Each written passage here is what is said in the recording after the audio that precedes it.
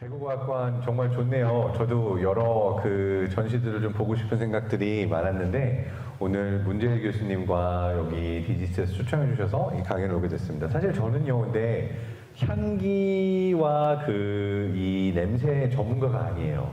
문재일 교수님과 최나건 선생님은 전문가가 많고 그 다음에 박 교수님도 전문가가 많은데 저는 어떻게 보면 제가 이걸 전공했다기보다는 제가 대학교에 다닐 때, 그러니까 학사 석사를 할 때 제 지도 교수님이 향기랑 냄새 연구를 메인으로 하셨던 분이에요.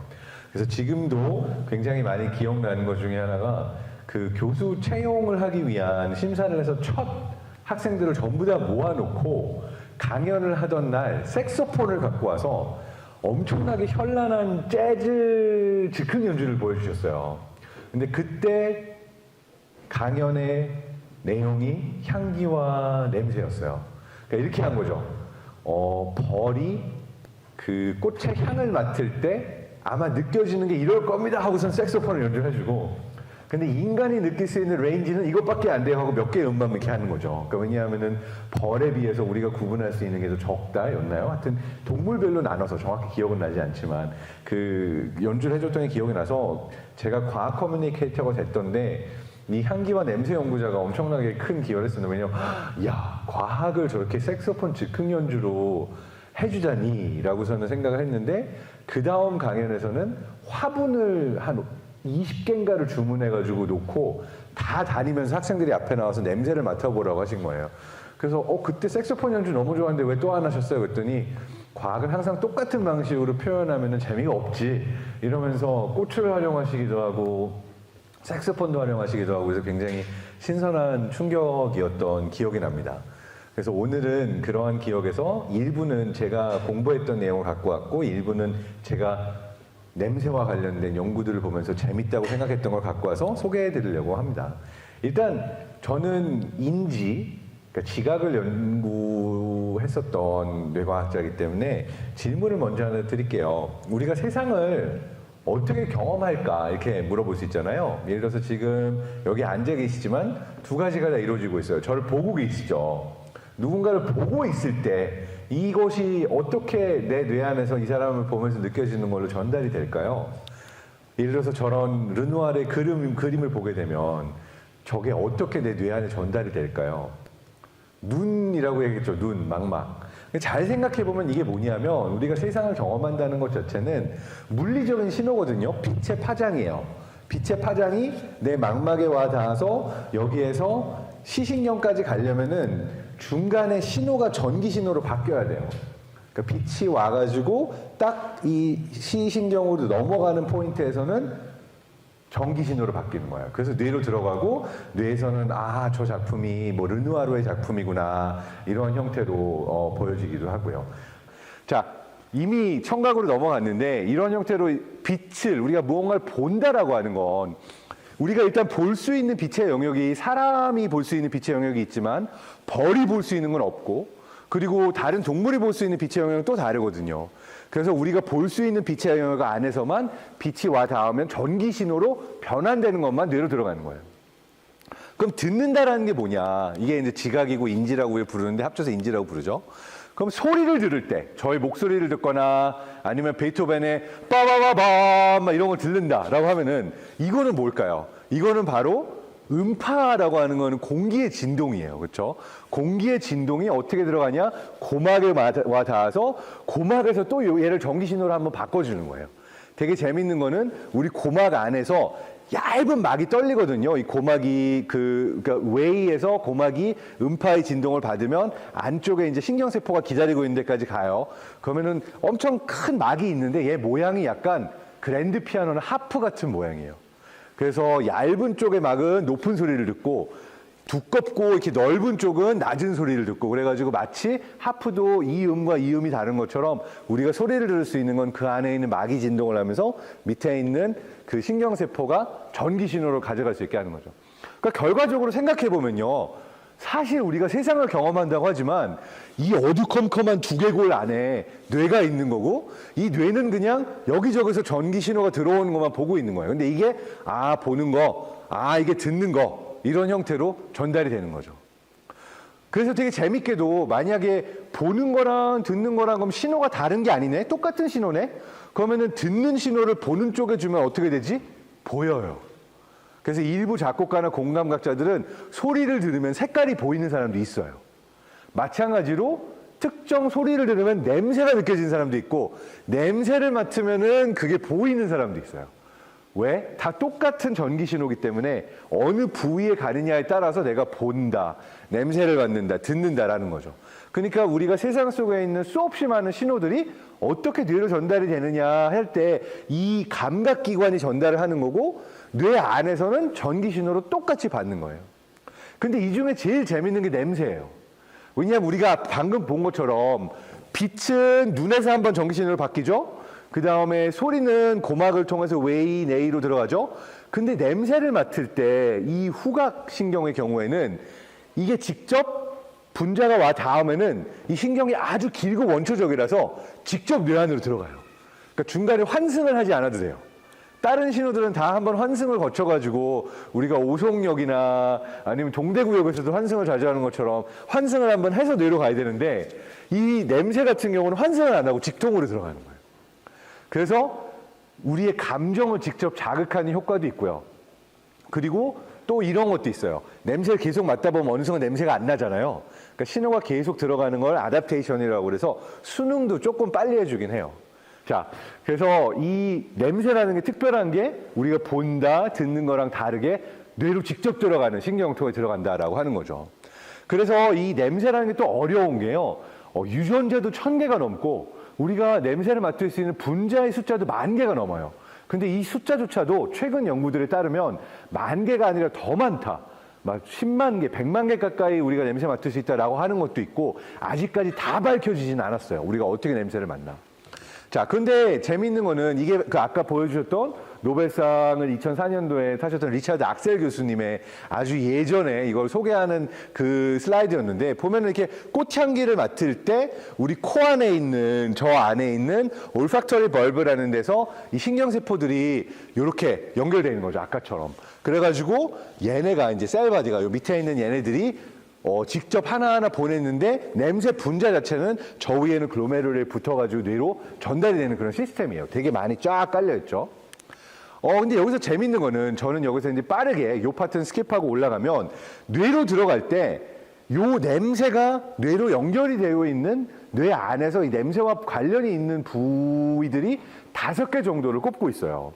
그 중에 이제 여기 보이는 게 우리가 피리폼 코텍스라고 하는 데가 주로 냄새라는 거를 맡는 그 후각중추라고 부를 수가 있고요. 그 다음에 연결되어 있는 데를 보면 재밌게도 살라무스, 하이포살라무스, 아믹달라, 히포캄퍼스 요 4개가 나오는데 이게 시상하부라고 불러서 우리 몸의 어떤 흥분 상태를 조절하기도 하고 어떤 호르몬이 우리 몸에서 분비가 돼야 되는지 내가 지금 식은땀이 나야 되는지 아니면 릴렉스 해야 되는지 이걸 결정짓는 뇌 부위고요. 그 다음에 아믹달라는 편도체라고 불러서 공포나 두려움이나 어떤 그 내가 부정적인 감정들을 느끼게 해주는 뇌 부위예요. 그리고 히포캄퍼스는 기억과 관련이 있는 부위죠. 그래서 굉장히 흥미로운 게 우리가 냄새를 맡을 때 냄새가 그냥 냄새와 이 냄새가 무엇다라는 것만 보는 게 아니라 감정, 되게 본능적인 감정을 건드리기도 하고 그 다음에 우리의 기억과도 연결이 돼 있어요. 예를 들어서 어렸을 때 늘 놀러 가던 외할머니 방에 들어가건 나던 냄새 또는 내가 늘 만나던 좋아하던 할머니나 할아버지 냄새가 딱 있죠. 그 냄새만 딱 나도 이거 할머니 향수인데 하면서 어린 시절의 기억이 막 떠오르잖아요. 그 이유가 우리가 냄새라는 것과 기억이라는 것이 같이 코딩이 되어 있도록 뇌에 신호가 들어가기도 하고 저장이 되어 있어서 특정 장소나 특정 기억을 우리가 떠올릴 때 냄새가 같이 떠오르는 확률도 아주 높습니다. 그리고 이거를 약간 우리가 도식화해서 보게 되면 그래서 냄새라는 거는 코를 통해 가지고 우리가 이제 냄새를 인지해주는 그 기차역이라고 볼 수가 있겠죠. 올팩터리 벌브에서 냄새 쪽으로 가는 후각중추 그리고 같이 통하는 게 감정과 기억 쪽으로 통하는 저 편도체랑 그리고 해마 이쪽하고도 밀접한 연관이 있다라고 볼 수가 있는 거죠. 그래서 이 파트에서 제가 흥미롭게 보는 거는 사실 제 전공 분야는 소셜 뉴로사이언스였어요. 뭐냐면 우리는 어떻게 다른 사람을 평가하는가, 우리는 다른 사람에 대해서 어떻게 이 사람은 어떤 사람인가라고 생각을 하는가라고 하는 걸 소셜 큐, 소셜 시그널이라고 하거든요. 근데 잘 보면요, 우리가 어떤 사람을 처음 만날 때, 나 저 사람 뭔가 마음에 들어 라는 느낌이 있고, 안 하는 저 사람은 좀 싫은데 이런 느낌이 있잖아요. 근데 그 대부분의 느낌이라는 거는 여기 나온 것처럼 non-verbal communicative signal이에요. 뭐냐면 말로 하지 않는 비언어적인 신호들이 대부분이에요. 그러니까 누군가가 목소리가 되게 좋으면 호감인데 이럴 수도 있고, 뭐 잘생기면 또 호감일 수도 있겠죠. 외모 뭐 이런 것들도 있지만 사실은 무의식적으로 이 사람이 보내는 여러 신호들이 이 사람이 무슨 말을 하는지와 별개로 나한테 받아들여지는 그 사람에 대한 판단의 기준이 되는 거죠. 이게 제가 연구했던 분야예요. 근데 잘 생각해보면 여러분은 누가 마음에 든다, 마음에 들지 않는다 이 판단의 조건들 중에 뭐가 있을까요? 제가 연구했던 거는 몸짓하고 표정하고 제스처였어요. 원래는. 냄새는 잘 안 보고요. 근데 잘 생각해보면은 이 사람이 냄새가 싫으면 이 사람이 싫은 경우가 되게 많죠. 되게 불행한 케이스지만 내가 싫어하는 사람은 그 사람의 냄새도 싫은 경우가 되게 많아요. 또 이건 너무 본능적이라서 어쩔 수가 없기도 해요. 그냥 냄새가 싫은 걸 어떻게 해요? 그래서 이것 때문에 괴로워하시는 분들이 사실 수술을 많이 받기도 해요. 왜냐하면 사회생활을 정상적으로 하고 싶은데 유난히 이 견해가 좀 심하신 분들도 있고 이러면 본인은 모르지만 사람들은 피하거든요. 그럼 본인은 스트레스를 되게 많이 받아요. 나는 사실 되게 사람들하고 친해지고 싶은데 사람들이 나한테 가까이 안 다가와. 근데 본인은 자기 냄새가 안 나니까 몰라요. 잘 모르는데 나도 사람들하고 가까우고 싶은데 사람이 계속 거리를 두니까 되게 힘들어하거든요. 그래서 그런 것처럼 누군가에 대한 소셜 큐, 소셜 시그널을 볼 때 사실은 어떤 표정, 몸짓, 외모, 소리, 말투 이런 것들은 연구가 되게 많이 됐는데 가장 연구가 많이 안 된 분야 중에 하나가 냄새기도 했어요. 그래서 이 냄새에 대해서는 지금 막 연구들이 많이 이루어지고 있는데 오늘 저는 이렇게 사람들의 인간관계, 어떤 서로의 사회적인 관계에 있어서 냄새가 어떤 역할들을 하나 제가 찾아본 연구들을 몇 개를 소개를 하려고 합니다. 가장 유명한 연구 중에 하나인데요. 1994년도에 랜셋이라는 의학 저널에서 어떤 연구를 했냐면 엄마의, 이렇게 말해도 되나요? 이게 그 생물학적인 거긴 한데 그냥 말할게요. 엄마의 젖꼭지 냄새를 신생아가 맡을 수 있을까? 그래서 두 그룹으로 나눈 거예요. 물로 이렇게 닦아준 젖꼭지랑 엄마의 젖 냄새가 나는 젖꼭지랑, 그리고 아기들이 자기 엄마의 젖꼭지를 선택해가지고 정확하게 그 차이를 알고 선택할 수 있을까? 30명밖에 안 되는 개체수라서 작긴 하지만 22명의 신생아들이 자기 엄마 젖꼭지를 안 닦은, 그 말하자면 냄새가 남아있는 쪽을 선택했다라고 해서 정말 태어나자부터도 신생아들이 엄마를 어떻게 보면 냄새로 구분할 수 있다는 걸 보여준 연구였어요. 근데 이 연구 말고 그 건너편에 또 어떤 연구도 있냐면요. 거꾸로 여성분들이 신생아보다는 조금 나이가 많긴 하지만 아주 어린 갓난아기를 이렇게 안아보고 냄새를 맡고 나중에 냄새만으로 그 아기를 찾을 수 있을까 하는 연구도 있었거든요. 근데 여기서 거꾸로 엄마뿐만이 아니라 일반 이모일 수도 있고 엄마 친구일 수도 있고 그렇죠. 다 잠깐 동안 한 10분 정도만 아기를 안고 아기의 그 채취를 느끼고 나면 나중에 보지 못해도 냄새만으로 그 아기를, 내가 안았던 아기를 찾을 수 있었다라고 하는 연구 결과가 있어요. 그래서 어떻게 보면 냄새라는 건 굉장히 본능적으로 아기가 엄마를 찾고 또는 어른이 엄마가 아이를 찾는 하나의 본능적인 메커니즘으로 인간에게까지 남아있는 그러한 메커니즘이라는 게 신기하죠. 여기서 좀 안타까웠던 거는 아빠들은 잘 못 찾았어요.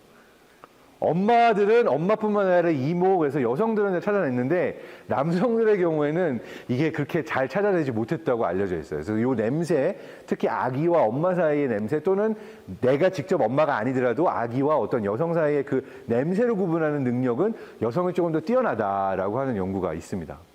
그리고 또 하나가 있어요. 뭐냐면 여성의 경우에는 이제 난자, 배란기라고 해서 주기가 있잖아요, 매달. 근데 신기한 게 어느 주기에 실험을 하느냐에 따라서 냄새를 맡는 능력이 10,000배 정도 차이가 나요. 그러니까 배란기에는 냄새를 진짜 잘 맡아서 10,000배 더 냄새를 잘 맡고요. 그 다음에 이제 이렇게 그 시기가 지나서 다른 시기에는 그 냄새 맡는 능력이 떨어져가지고 별로 안 민감하고 그래요. 그래서 가끔 제가 땀 흘리고 와도 한 달에 어느 주기냐에 따라서 저희 와이프가 냄새 난다고 싫어하는 그 날들이 또 따로 있기도 한 것 같아요. 이게 처음에는 왜 나보고 냄새 난다고 그러지 하다가 잘 생각해 보면은 요새 조금 민감할 수 있겠다 냄새 그런 생각을 할 수가 있는 거죠. 그래서 그만큼 사실 여성의 경우가 냄새에 더 민감하다는 연구 결과도 나와 있기는 합니다. 그래서 아기와 엄마를 봤지만 인간관계라고 그러면은 엄마와 아이의 사랑도 재밌지만 또 어떤 게 재밌나요? 내가 사랑하는 사람의 냄새가 나에게 특별할까? 내가 사랑하고 좋아하는 사람의 냄새를 내가 구분할 수 있을까? 그래서 여기서는 어떻게 실험을 했냐면 이게 2019년도에 나온 연구인데요. 여성의 경우가 자기가 사귀는 남자 또는 사귀지 않는 남자의 냄새를 어떻게 구분할까? 그랬더니 기본적으로는 내가 사귀고 있는 또는 내가 결혼한 남성의 냄새를 구분해냅니다. 냄새만으로 기가 막히게 알아요. 내 파트너를. 그리고 누가 좋냐라고 물어보면 이거는 저도 약간 다시 실험해보고 싶은 거긴 했지만 내 파트너, 내가 사귀는 사람이 일단 좋았다고 얘기를 해요. 근데 실험자들이 되게 사악해가지고 내 파트너 아닌 사람 일단 이렇게 비교를 랜덤을 했다가 나중에 파트너가 아닌 사람 6명이라고 하고선 쭉 순위를 매긴 다음에 누가 가장 섹시하게, 누가 가장 호감으로 매력적으로 느껴졌나를 순위를 매기게 했어요. 파트너가 아니라고 얘기하고 그리고 나서 실제 파트너도 그 6명 안에 섞어놨죠. 그랬더니 자기 파트너가 아닌 다른 남성의 냄새를 더 매력적으로 느끼기도 하더라. 그러니까 이 냄새로 느끼는 매력도의 순위가 항상 내 파트너가 1등은 아니었다라는 것도 보여주기도 합니다. 여기에 또 재밌는 연구가 있어요. 일본하고 독일하고 그 다음에 이태리 남성들을 이렇게 구분을 해가지고 냄새로 이 남성에 대한 그 어떤 매력도를 느끼게 한 거예요. 그래서 여기 이게 조금 잔인한 실험일 수도 있는데 휴먼 엑실러리 오도라는 게 엑실이 뭐냐면 견해예요. 그래서 되게 운동을 시켜가지고 남성이 겨드랑이 땀을 많이 흘리게 한 다음에 여기에 이제 면봉이나 이 손수건을 채취를 해가지고서는 조그만 병에 넣고 냄새를 맡게 해요. 그래서 재밌었던 거는 여기서도 독일이건 이태리건 일본이건 다 자기 파트너의 냄새는 남성도 여성도 구분을 잘 해냈어요. 그러니까 내가 좋아하는 사람 냄새는 다 알고 있는 거죠. 그렇죠? 근데 되게 재밌는 거는 여성들은 자기 스스로의 냄새에 대해서 호감인데? 라고 판단을 하는 쪽이 더 많았고 남성들은 자기 냄새를, 자기 견해를 맡게 해줘도 어우 싫어! 라고서는 좋아하지 않는 경우들이 더 많았어요. 그래서 기본적으로 여성과 남성의 반응이 좀 달랐고 그리고 재미있는 거는 독일 여성의 경우에는 자기 남성의 견해도 굉장히 매력적으로 느끼는 편이 많았는데 일본이나 이태리 여성의 경우에는 자기 파트너의 냄새를 맡게 해줘도 좀 싫은데? 이랬고 일본 여성의 경우는 여성이건 남성이건 하여튼 그 견해 자체를 더 싫어하는 경향이 강했다.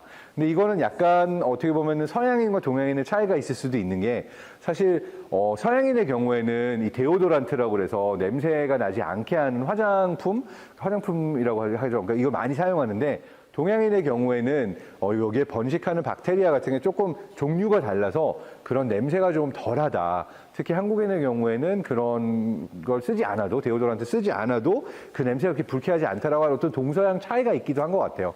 그래서 일본 여성의 경우는 어쨌든 싫었다. 그래서 문화 차이가 있어요. 자기 파트너의 냄새를 맡고 좋아하는지 싫어하는지에 대해서는 어느 문화냐에 따라서 조금씩 차이가 있고요. 그다음 제가 굉장히 재밌게 이게 느꼈었던 그 연구 중에 하나는 뭐냐면 이게 네이처에까지 나왔던 연구인데 내가 어떤 유전자를 갖고 있느냐에 따라서 누군가의 냄새가 완전히 다르게 느껴지는 거예요. 자, 이게 어떤 연구였냐면은 아까처럼 이렇게 남성분들의 냄새를 여성분들에게 맡게 했어요. 그리고 나서 물어봤어요. 무슨 냄새가 나냐.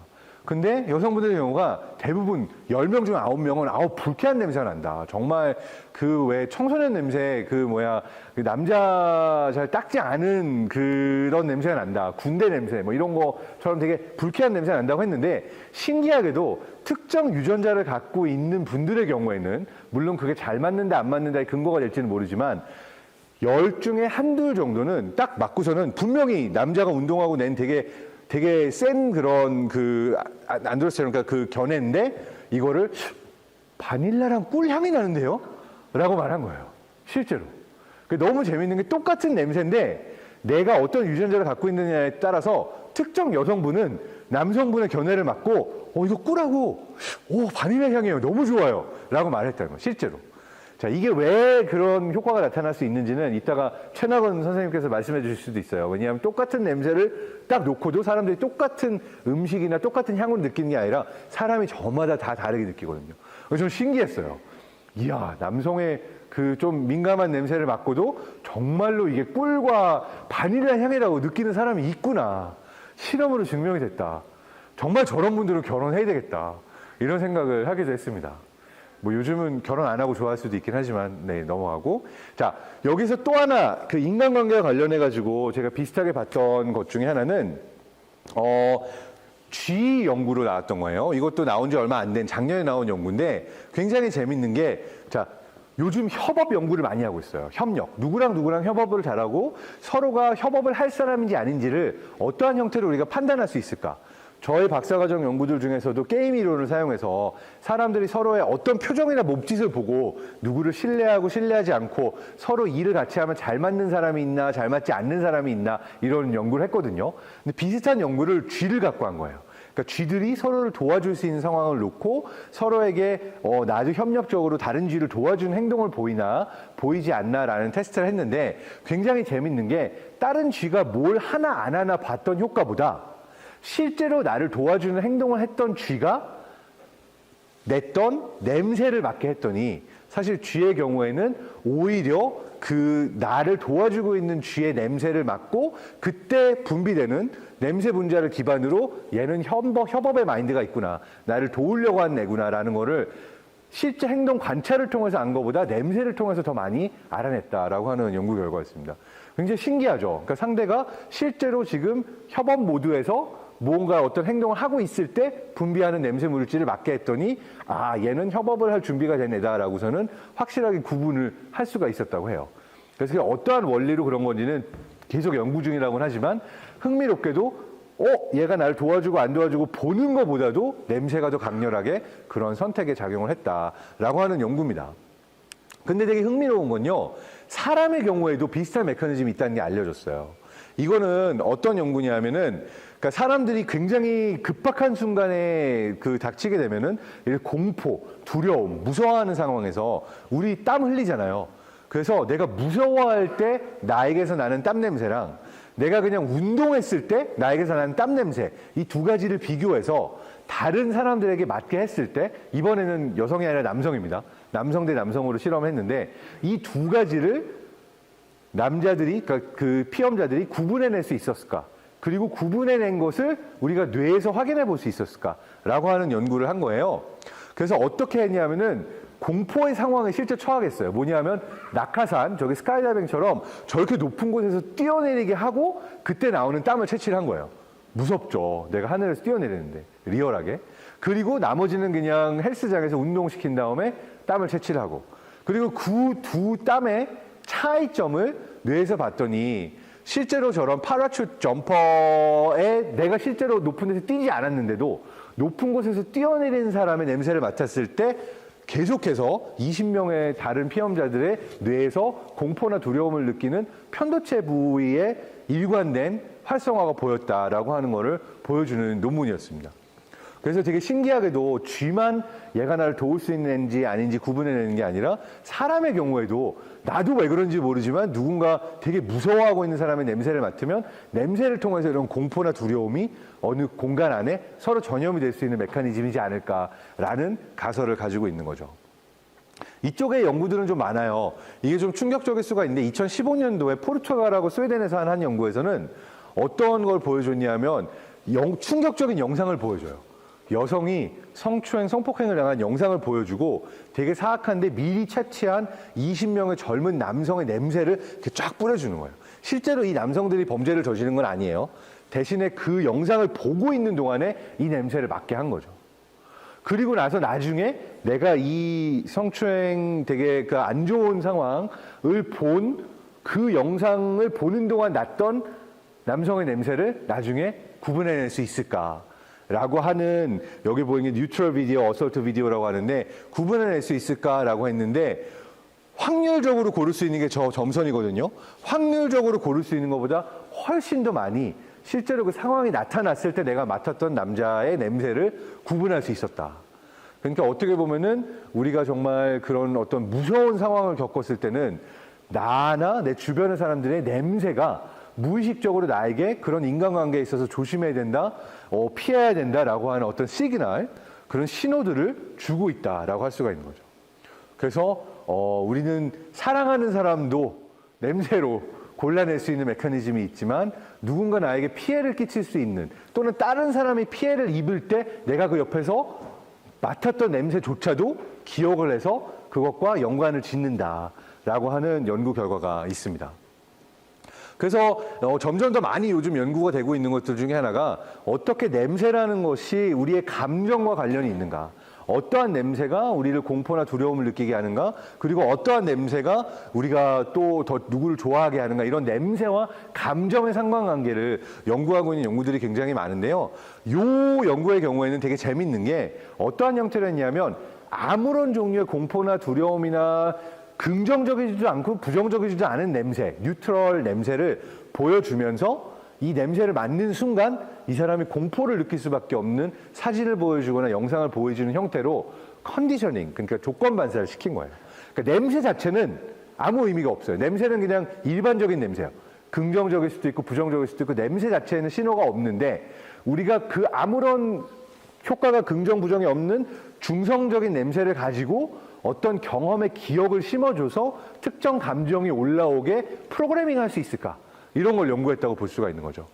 그래서 재미있게도 프리인덕션, 포스트인덕션이라고 나와 있는데 우리가 불안이라는 감정을 어떤 영상을 통해 심어줬을 때 그 전에는 아무 느낌 없이 맡던 냄새가 불안을 심어준 다음에는 이 냄새만 맡아도 이 사람 안에서 불안이 올라오게 할 수가 있었다라고 하는 걸 보여주고 그것이 이루어지는 뇌 안에서의 패스웨이가 크게 이제 세 가지라고 해요. PPC, APC는 후각 중추예요. posterior, anterior, piriform cortex라고 그래서 후각 중추고 보통의 경우에는 냄새가 오면은 후각 중추를 통해서 OFC라고 하는 영역은 뭐냐 하면 가치 판단하는 영역이에요.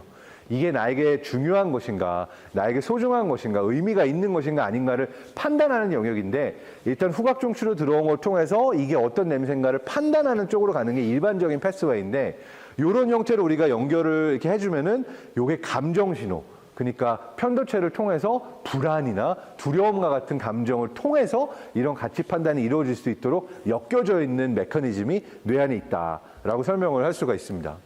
그래서 굉장히 그 밀접한 연관관계가 있는 게요. 우리가 삶 속에서 사실 무의식적으로 냄새를 많이 맡고 한동안 계속 냄새를 맡고 있으면 그 냄새가 나 스스로에도 안 나기 때문에, 내가 의식적으로 안 나기 때문에 냄새의 영향을 그렇게 크게 못 느끼고 살 때가 많아요. 근데 실제로 이 냄새가 아까 보신 것처럼 내가 살면서 한 모든 경험 하나하나가 냄새로도 나의 뇌의 기억에 남고 그리고 그 냄새가 나의 스트레스, 그러니까 아까 뇌 부위 보면은 편도체 해마 말고 뭐가 있었죠? 하부랑, 그러니까 그 시상하부랑 시상이 있었잖아요. 그러니까 그게 의미하는 바는 우리 몸 안에 스트레스 레벨, 그리고 우리가 스트레스 받았을 때 나오는 스트레스 호르몬, 코티졸이라든지 이런 다양한 스트레스 조절 호르몬과도 냄새가 굉장히 큰 역할을 하면서 이것들을 조절해주고 있다라고 하는 연구들이 많이 나오고 있어요. 요거는 어떤 거랑 연관관계가 있을 수가 있냐면요. 바로 우리가 우리 주변의 사람뿐만 아니라 환경을 어떻게 인지하는가도 냄새와 밀접한 관계가 있는 거예요.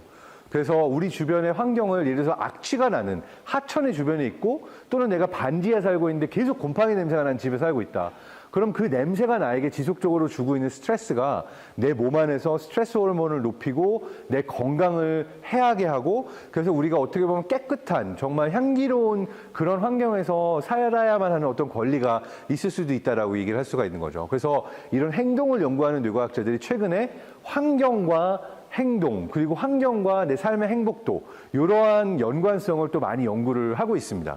요거를 이제 환경뇌과학, 환경신경과학이라고도 하는데 이것들이 모두 다 복합적으로 우리 뇌에 영향을 준다는 거를 알고 있는 거죠.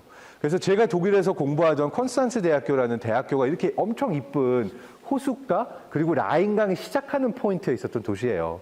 근데 너무 아름다워서 사실은 이곳에 가면 그 강 냄새와 호수 냄새가 딱 정말 상쾌한 곳이거든요. 근데 어느 여름인가 근처 스위스 공장에서 폐기물이 흘러나오고 너무 더운 여름이라서 물고기가 떼죽음 마는 되게 안 좋은 상황이 있었거든요. 이 여름 내내 악취가 났어요. 근데 생각해보면은 그해 여름에 그 학생들과 이 주민들이 겪었던 어떤 스트레스나 말하자면 삶의 질 저하가 생각보다 굉장히 높았거든요. 근데 그 중에 굉장히 큰 역할을 했던 것 중에 하나는 어떻게 보면 계속해서 올라오는 냄새, 이런 거랑도 상관이 있었던 거죠.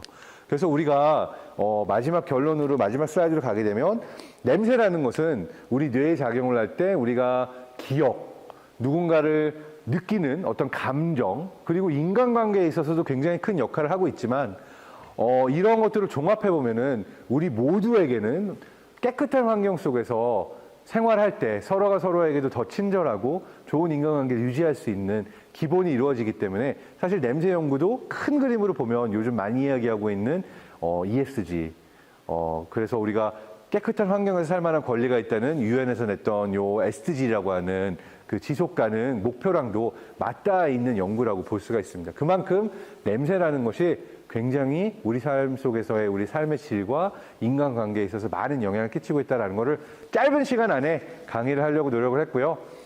냄새 전문가가 아닌 저는 이 정도를 마치고 물러가도록 하고 이제 냄새 전문가 최낙원 교수님을 모시도록 하겠습니다. 들어주셔서 감사합니다.